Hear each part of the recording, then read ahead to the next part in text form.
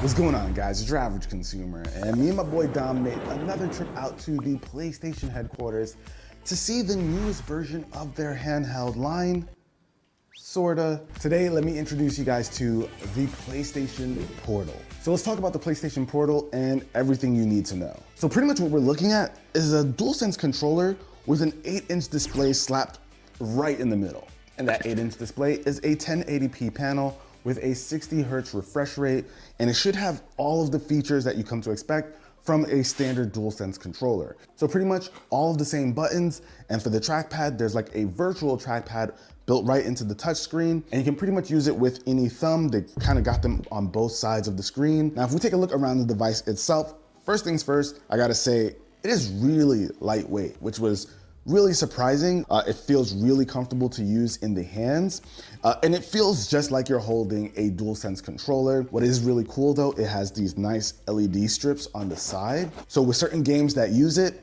it looks really cool. We were playing Astro's Playroom.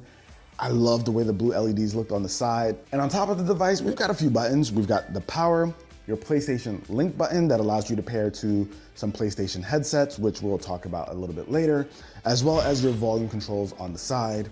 And underneath that white portion, you've got your USB-C port as well as an auxiliary port. So if you want to plug in some headphones, you'll be able to do that right from there. But overall, the screen is really thin and it's a really lightweight device, wide, but it is really comfortable to use, and it's actually a really nice looking screen. Now I know the burning question is, what exactly is this device and what can it do? Well, this is a PlayStation 5 companion, and it's going to be completely dedicated to remote play, like a lot of us guessed. So that is the main function of this device. Now, even though it's a remote play device, it should still have all of the features you typically get from a DualSense controller. So even all of the haptics should feel exactly the same as using your regular DualSense controller with your PS5. So unfortunately, we're not looking at this as like the next Vita or anything.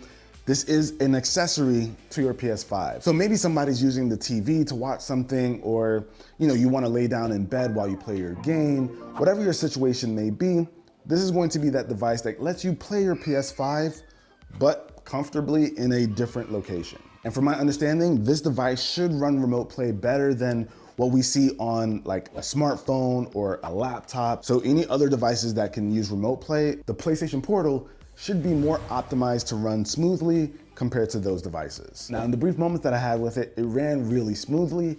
And if I'm being honest, I couldn't tell that it was remote play. It felt like I was playing the game right on the device. So that's a big win. Of course, you're gonna get better results when you're on the same Wi-Fi network as the PlayStation 5 and you've got a good connection. Now you might be wondering, can you access remote play somewhere else? Maybe if you don't want to play it on your couch, you want to just go somewhere else.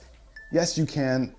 The quality of your stream is always going to depend on your internet connection. Like me personally though, I want to see if I can just hotspot from my phone straight to the device. That's what I used to do with like my Vita and my PlayStation 4 years and years ago. I want to see if I can get that to run now.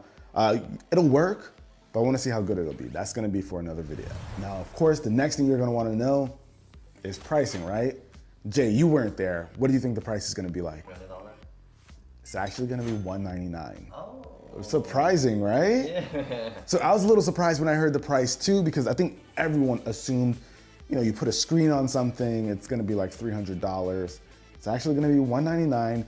And I think that is PlayStation saying like, this is truly an accessory. It's not supposed to be this expensive standalone device. It is truly supposed to be an accessory for your PS5 if you just want to play somewhere else in the home. But of course, I'm curious what you guys think of the pricing. Let me know with a comment down below if it's higher or lower than you expected. Now, I didn't get told exact dates, but pre-orders should be really soon, and this is going to be coming out later this year. Now, let me know what you guys think of this being a dedicated remote play device. Is it an accessory you find yourself picking up? I can see myself wanting it because there have been plenty of times I want to play my console, but I can't dedicate a bunch of hours to sitting on the couch and really getting down with the game. This is something I can see myself playing in bed so Ari doesn't kill me and yell at me. Now, for those of you wondering how this thing is actually going to behave, what it's going to feel like to use it, Well, from my understanding, it is going to have like its own little separate menus. So you can like log into your Wi-Fi, connect to the PS5, maybe change a couple of settings. We didn't get to see that UI, so I can't really talk about that much. But you're gonna have all those things so you can get your initial setup going. And then you're gonna be able to pair to your PS5 so you can do the remote play. And obviously once it's connected, you're going to have like all the menus and settings and whatnot of like a PS5. We know how remote play works. But you might be wondering what happens if like you try to put this thing to sleep and like, go and do something really quick. Well, you're basically going to put your Portal to sleep. And if you want to run to the kitchen, grab some snacks or a drink, whatever, and you quickly come back within a few minutes, you're gonna be able to resume right from where you left off. But if you go away for a while and you haven't touched it for a bit, you're going to have to reestablish your connection when you hit that power button. And depending on your settings for your PS5, if it went to sleep or something, turning on the power button with the Portal is going to be able to wake it up and then reestablish a connection so you can continue playing on. But like with any remote play device, if you hit like that power button to let it sleep for a bit, you will have your PlayStation running still, so make sure you pause your game or something so that you don't get yourself killed. And of course, you can just continue playing from your PS5 to your Portal or from your Portal back to your PS5. Whatever you want to do, it'll pretty seamlessly go between the two of them. So that's pretty much the PlayStation Portal, but Sony also showed us two other devices. Now, one of them being the earbuds that we saw with a lot of the Project Q promos, and that is called the PlayStation Pulse Explorer. And these earbuds are of course going to be able to work with the PlayStation Portal, your PS5, even your PC, as well as your phone, because it's going to have Bluetooth built into it. So you're gonna be able to use this with pretty much any device you want to throw at it. Now, these are actually some larger earbuds, but they actually fit comfortably in the ear. They're pretty tall, and they even have some buttons. There's a link button, as well as volume controls. The design is pretty interesting. I feel like PlayStation's been pretty bold with the way they've been designing these accessories lately, like from the PS5 to the new headsets and the earbuds and everything. I like the direction. It's out there, but it feels like futuristic.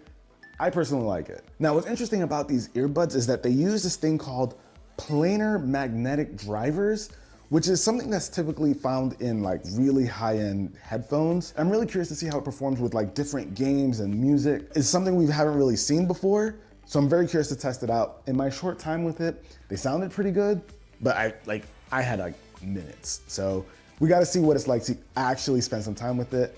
I'm curious to see how it performs. Now, something that I do like about this is that it can connect through low latency and Bluetooth at the same time. So if you're using this as a gaming headset, you can also have it paired to your phone so that you can take calls and listen to your game at the exact same time. So while you're shooting around in your game, you can be talking to someone on the phone.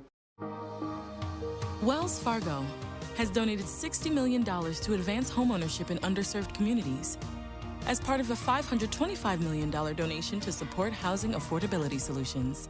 Wells Fargo, the bank of doing. Let me ask you something. You ever get tired of being at the bottom of the top? What you talking about, Tom? Why we gotta go through Garcia? We should be dealing directly with the cartel. Come on, now slow your roll. Oh, man, fuck all that bullshit. We should be the connect here in Chicago. What's standing in our way? Just the two biggest connects in Chicago, the Serbs and Miguel. If we want to become the biggest connects, then that means those two motherfuckers have to die. That shit could happen. Chicago's a violent city, you feel me? Crime is up. Yeah, crime is always up. If you're in a party chat and on the phone at the same time, things can get real confusing, but it is possible. But you will be able to hear and speak to both sides, people in your party, as well as the person on the phone. Now, the Explorers are also equipped with smart microphones, so they've got AI tuning so that it can drown out some of the noise you've got going on in the background, something we've seen come to a lot of headsets, and I'm happy it's gonna be coming here. Now, of course, the thing's also going to have a charging case, and it's got a pretty wide-looking design that slides over, which is a mechanism we don't typically see. We usually see charging cases kind of like a clamshell where it pops open. This one slides over to the left, you can pop them out. It has the link button in the center so that you can initially pair them to whatever device you want to pair them to, and it has the USB-C port on the right side. And I know you guys are probably wondering, what's the battery life on these devices? Well, we don't have any official numbers just yet, but I will update the description down below with any official numbers that come out, maybe by the time of this video or in the future. Now, pricing for the PlayStation Pulse Explorer Jay, take a guess. 150. Wrong. $199. Oh, so it's a little bit on the higher end. And this would have been really surprising to me if it weren't for those planar magnetic drivers, but $199. Let me know what your thoughts are down below. Now let's move on to the bigger headset that we didn't know was coming. This is the PlayStation Pulse Elite. So this is the next step up from the PlayStation Pulse 3D. And you can kind of tell by the design, it feels like they evolved, like a Pokemon, like they just transformed into the new look. So it's got a pretty wild design, but I'm all here for it. On the left side, you've got like this retractable boom mic with an LED to let you know when the light is on, with a mute button on it as well. And on the right side, you also have another LED to let you know when it's connected to your device. On the bottom of the right side, you'll also find the controls. We've got a power button, as well as a headphone jack, your USB-C port, as well as your volume controls. So all pretty standard controls, but there's something interesting about these headphones. There's also a charging port built into the headband. So what's interesting about this is there's now going to be an attachment that comes with the headset that allows you to use it as a hanger. So this hanger can be put on like the side of a monitor, the side of a desk, on a stand of some sort, and you'll be able to actually dock your PlayStation Pulse Elites so that it can charge like this instead of using the USB-C port. I'm really curious to see what kind of third-party headphone stands we're going to be seeing for this hanger, but it's really cool that it's included in the box. Now this headset's also gonna have those planar magnetic drivers that we saw in the PlayStation Pulse Explorers, so we should hear better sound quality compared to the Pulse 3Ds. Of course, we're going to have to test that all out. Now Jay, price, PlayStation Pulse Elites. $299. $299? No, actually, $149.99. The headset? The headset. It's cheaper than It's cheaper than the earbuds. Oh. So it's interesting. I was actually pretty surprised too. I thought they would maybe be the same price, but it's cheaper than the earbuds. So I mean, that's a pretty competitive price, $150. I think it's a $50 increase compared to the Pulse 3Ds. But yeah, $149.99 for those. Now you guys have heard me say PlayStation Link a few times, and that is PlayStation's low latency connection with this adapter. Now PlayStation actually gave a name to it this time because there's a lot that it can do on its own. So if you have a pair of PlayStation Pulse Elites and you have a pair of Pulse Explorers, you can have them paired to the same adapter, but you can only use one at a time. Once you turn one off, the other will take over. And the headsets can actually be paired to multiple PlayStation Link adapters.